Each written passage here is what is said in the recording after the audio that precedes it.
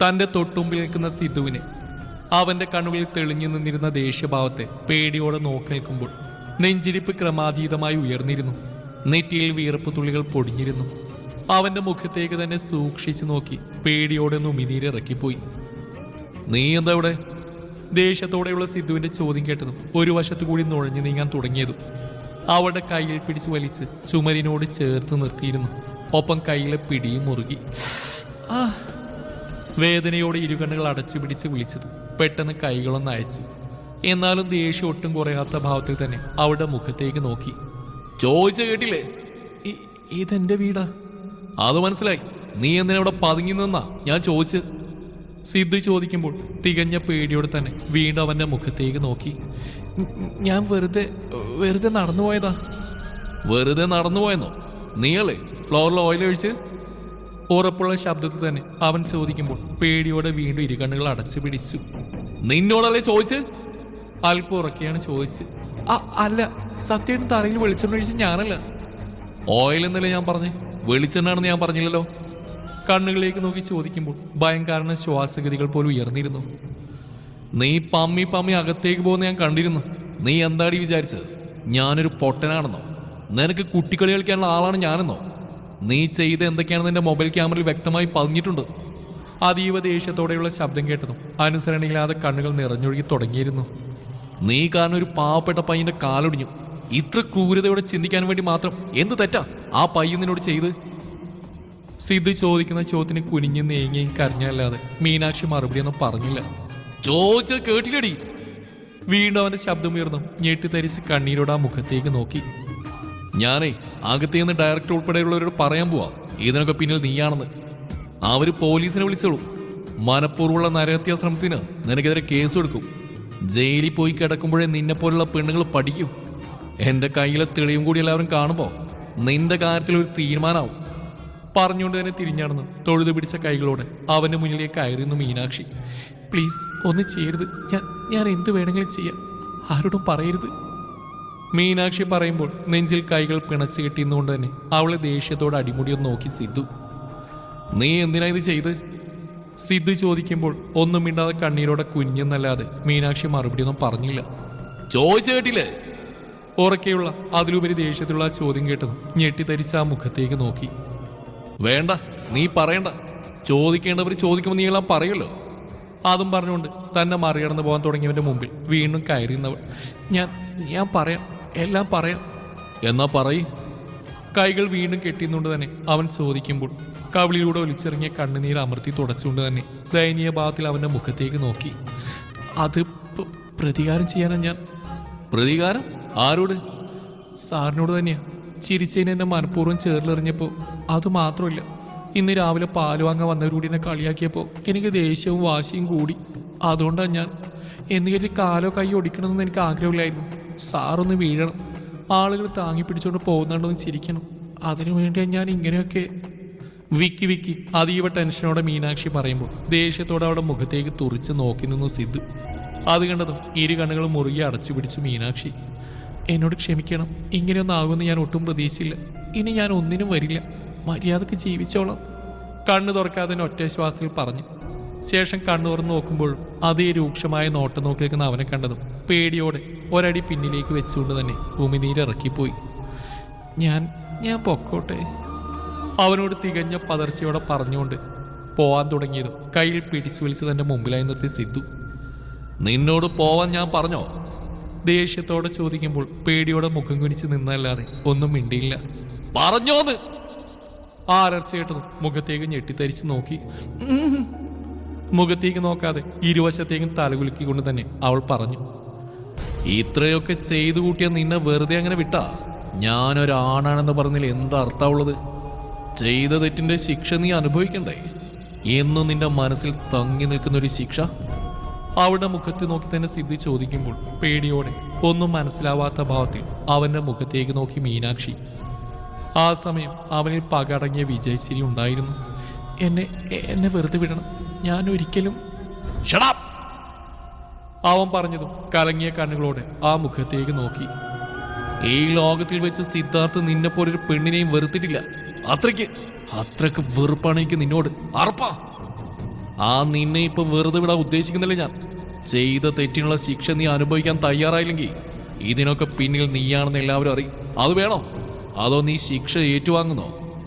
സിദ്ധു ചോദിക്കുമ്പോൾ ഏങ്ങിയെന്ന മീനാക്ഷി അവന്റെ മുഖത്തേക്ക് നോക്കി. വേണ്ട, ആരോടും പറയരുത്. സാറ് പറയുന്ന എന്ത് ശിക്ഷയും ഞാൻ ഏറ്റുവാങ്ങിക്കോളാം. ഒരെതിർപ്പും പറയില്ല.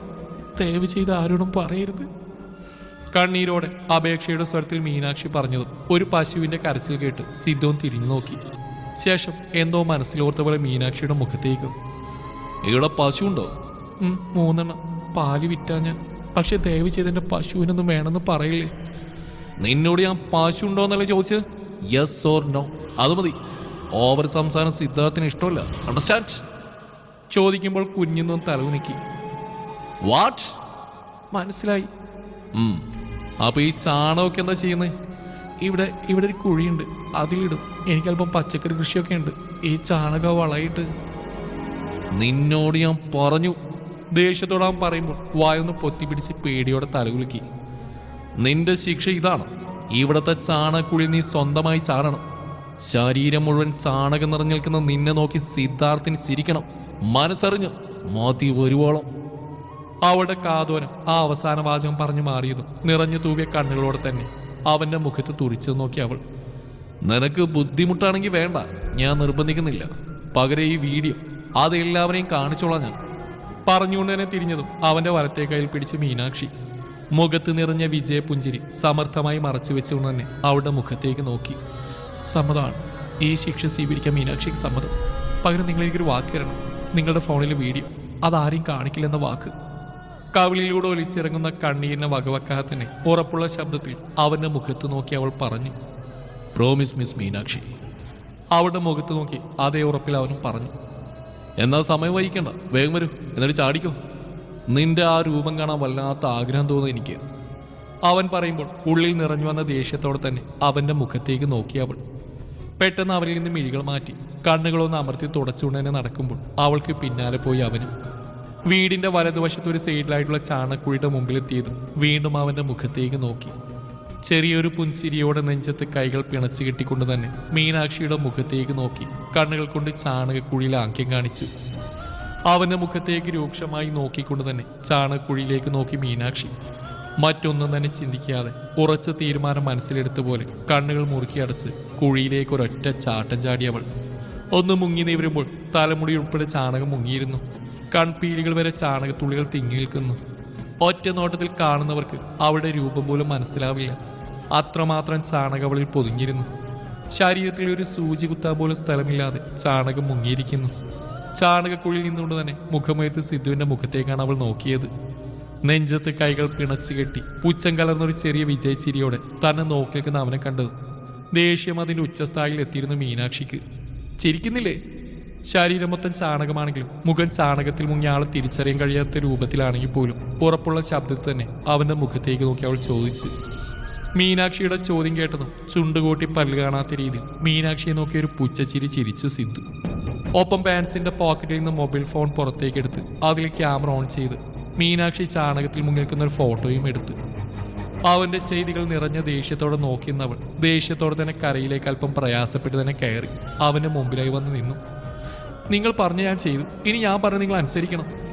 എന്ത്? വീണ്ടും കൈകൾ നെഞ്ചത്ത് പിണച്ചു കെട്ടി പുച്ഛഭാവത്തിലാണ് ചോദ്യം. നിങ്ങളുടെ കയ്യിലുള്ള വീഡിയോ അതിപ്പോ തന്നെ ഡിലീറ്റ് ചെയ്യണം. വീഡിയോ? എന്ത് വീഡിയോ? ഒന്നും മനസ്സിലാവാത്ത രീതിയിൽ അവൻ ചോദിക്കുമ്പോൾ രൂക്ഷമായി ആ മുഖത്തേക്ക് നോക്കിയവൾ. അഭിനയം അതെന്റെ മുമ്പിൽ വേണ്ട, ധൈര്യത്തോടെ തന്നെ അവൾ പറഞ്ഞു. ആ, ഇപ്പോഴാ മനസ്സിലായത് നീ ഉദ്ദേശിച്ച എന്താണെന്ന്. റൂമിന്റെ അകത്തേക്ക് നീ പമ്മി പോകുന്ന ഞാൻ കണ്ടിരുന്നു. അത് ശ്രദ്ധിക്കാൻ കാരണം തന്നെ നിന്റെ കാലിൽ കിടക്കുന്ന ഈ കൊലുസിന്റെ കിലുക്കമായിരുന്നു. പക്ഷേ ഡയലോഗ് പഠിച്ചുകൊണ്ടിരിക്കുമ്പോൾ നിന്റെ പിന്നാലെ വരാനും മാത്രം നിന്റെ ലെവലുള്ളൊരു വ്യക്തിയല്ല ഞാൻ. നീ ആ റൂമിനകത്ത് എന്തോ ചെയ്തിരുന്നത് എനിക്ക് ഉറപ്പായിരുന്നു. കാരണം എനിക്കറിയാം നിന്റെ മനസ്സിൽ എന്നോട് എത്രമാത്രം വെറുപ്പുണ്ടെന്ന്. സിദ്ധു പറയുമ്പോൾ രൂക്ഷമായി തന്നെ അവന്റെ മുഖത്തേക്ക് നോക്കി മീനാക്ഷി. നീ എന്താ കരുതിയത് ഞാനൊരു പൊട്ടനാണെന്നോ? നിനക്ക് പൊട്ടൻ കളിപ്പിക്കാനും വേണ്ടി മാത്രമുള്ള നിന്റെ ലെവലിലുള്ള ഒരു സാധാരണ വ്യക്തിയാണ് ഞാനെന്നോ? സിദ്ധാർത്ഥ് മേനോൻ ആരാണെന്ന് നിനക്കറിയില്ലേ? ഓ സോറി, ഇപ്പൊ നിനക്കറിയാലോ അല്ലേ? പുച്ഛഭാവത്തിൽ ചോദിക്കുമ്പോൾ ആ മുഖത്തേക്ക് നോക്കി നിന്നല്ലാതെ ഒന്നും മിണ്ടിയില്ല അവൾ.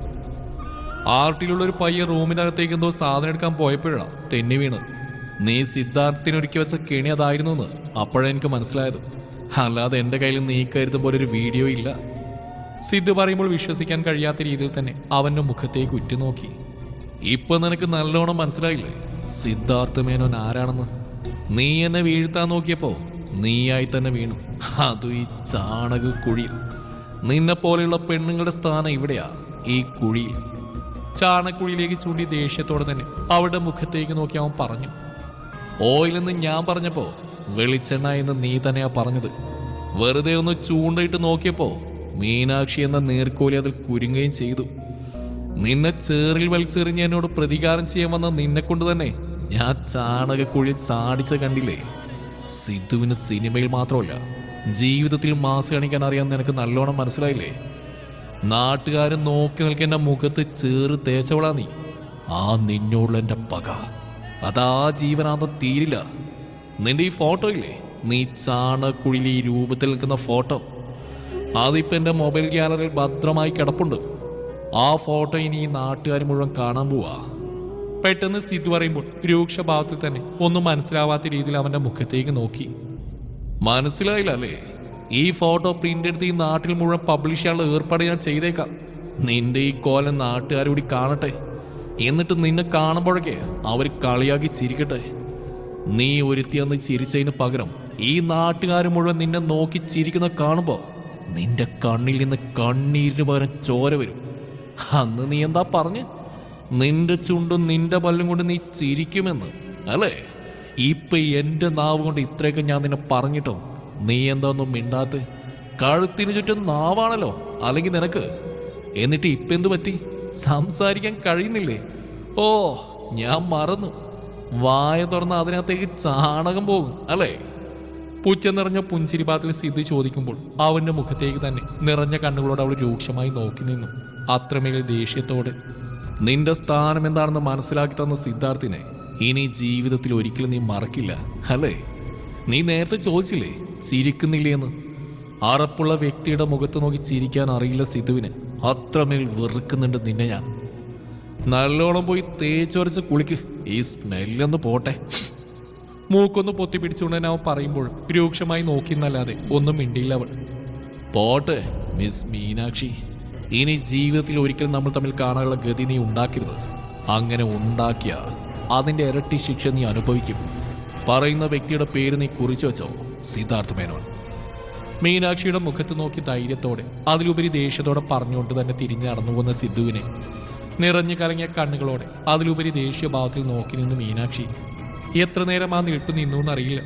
ജീവിതത്തിൽ ആദ്യമായിട്ടാണ് ഇത്രയധികം അപമാനം അനുഭവിക്കുന്നത്, ഇത്രയധികം കുത്തുവാക്കുകൾ കേൾക്കുന്നത്. ഇതിനെല്ലാം കാരണക്കാരനായ സിദ്ധുവിനോട് തീർത്താൽ തീരാത്ത വിരോധവും ദേഷ്യവും തോന്നിയിരുന്നു മീനാക്ഷിക്ക്. ശരീരത്തിൽ ചുറ്റിപ്പിടിച്ചിരിക്കുന്ന ചാണകത്തെ മൊത്തത്തിലൊന്ന് നോയിക്കൊണ്ട് തന്നെ നിറഞ്ഞൊഴുകുന്ന കണ്ണുകളോടെ പൈപ്പിൻ്റെ അടുത്തേക്ക് നടന്നു. പൈപ്പ് തുറന്ന് ഇരു കൈക്കുമ്പിളിൽ നിറയെ വെള്ളമെടുത്ത് മുഖം നന്നായി കഴുകി. അപ്പോഴും മനസ്സിൽ നിറയെ സിദ്ധുവും അവൻ പറഞ്ഞ വാക്കുകളും മാത്രമായിരുന്നു. എല്ലാം ആലോചിക്കുമ്പോൾ കണ്ണുകൾ അനുസരണയില്ലാതെ ഒഴുകുന്നുണ്ട്. എന്നാലും അത് കാര്യമാക്കാത്തതിനെ തിരിഞ്ഞ് ചായ്പിലേക്ക് നടക്കുമ്പോഴാണ് എതിരെ നടന്നു വരുന്ന കിച്ചുവിനെ കണ്ടത്. ആകെ മൊത്തം ചാണകത്തിൽ കുളിച്ച് നടന്നു വരുന്ന മീനാക്ഷിയെ കണ്ടതും അവന്റെ മുഖത്ത് ഞെട്ടൽ പ്രകടമായി. അതുകൊണ്ട് തന്നെ ഓടിപ്പാഞ്ഞവളുടെ മുന്നിലേക്ക് വന്ന് കിച്ചു. അയ്യോ ചേച്ചി, ഇതെന്താ പറ്റിയത്? ചേച്ചി ചാണക്കുഴിയിൽ വീണോ? എന്താ ചേച്ചി, എന്താ സംഭവിച്ചത്? ആദ്യയോട് അവൻ ചോദിക്കുമ്പോൾ അവന്റെ മുന്നിൽ നിന്നും പൊട്ടിക്കരഞ്ഞു പോയി. ചേച്ചി എന്താ ചേച്ചി, എന്തിനാ ചേച്ചി ഇങ്ങനെ കരയുന്നത്? എന്താണെങ്കിലും എന്നോട് പറയൂ. വീണ്ടും അവൻ ചോദിക്കുമ്പോൾ അവന്റെ മുഖത്തേക്ക് നോക്കി.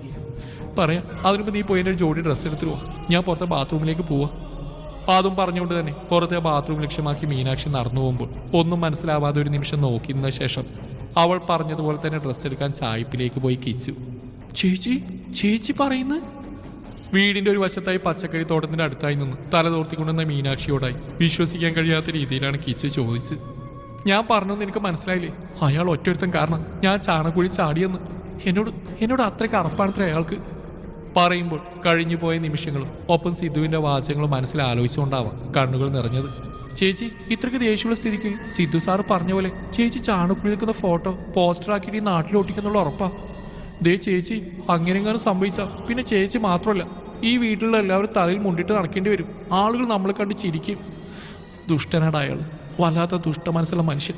അയാൾ അതല്ല, അതിനപ്പുറവും ചെയ്യും. പക്ഷെ അത് തടയാൻ നമ്മളിനി എന്ത് ചെയ്യും? ഞാൻ ആലോചിച്ചിട്ട് ഒറ്റ വഴിയേ ഉള്ളൂ ചേച്ചി. സിദ്ധു സാറിന്റെ മൊബൈലിലെ ചേച്ചിയുടെ ഫോട്ടോ എങ്ങനെ ഡിലീറ്റ് ചെയ്യണം? അയാളുടെ കയ്യിലിരിക്കുന്ന ഫോൺ വാങ്ങി എങ്ങനെ ഫോട്ടോ ഡിലീറ്റ് ചെയ്യാനാ കിച്ചു? അതൊന്നും എനിക്കറിയില്ല. അത് മാത്രമേ ഒരു വഴിയുള്ളൂ. സിദ്ധു സാർ ഇപ്പോൾ പുറത്തെടുക്കുന്ന സാറിന്റെ കാരവാനിലുണ്ട്. ഫോൺ എന്തായാലും അതിനുള്ളിൽ കാണും. ചേച്ചി എങ്ങനെയെങ്കിലും ഫോൺ കൈക്കലാക്കി ഫോട്ടോ ഡിലീറ്റ് ചെയ്താൽ രക്ഷപ്പെട്ടു. അല്ലെങ്കിൽ ചേച്ചിയുടെ കാര്യം പോക്കാം. കിച്ചു പറയുമ്പോൾ പേടിയോടെ അവൻ്റെ മുഖത്തേക്ക് നോക്കി മീനാക്ഷി. ഇനി ഈ ജന്മത്തിൽ അയാളുടെ മുമ്പിൽ പോകാനുള്ള ധൈര്യം എനിക്കില്ല കിച്ചു.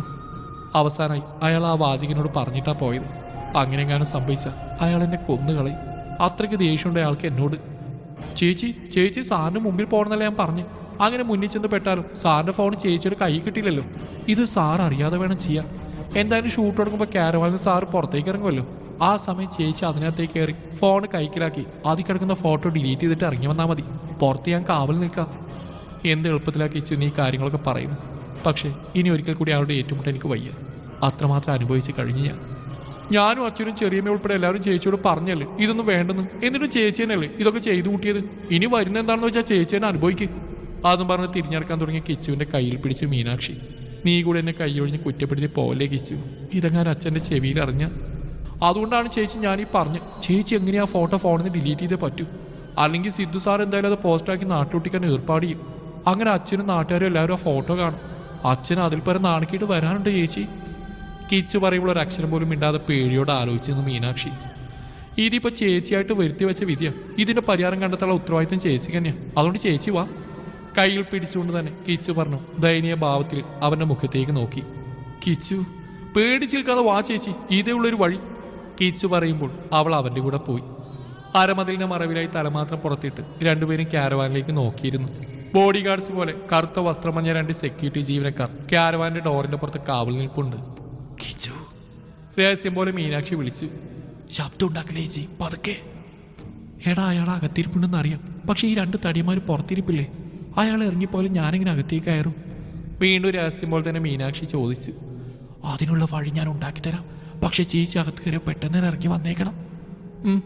ഒന്ന് മൂളിയ ശേഷം വീണ്ടും രണ്ടുപേരും കാരവാനിലേക്ക് നോക്കിയിരുന്നു.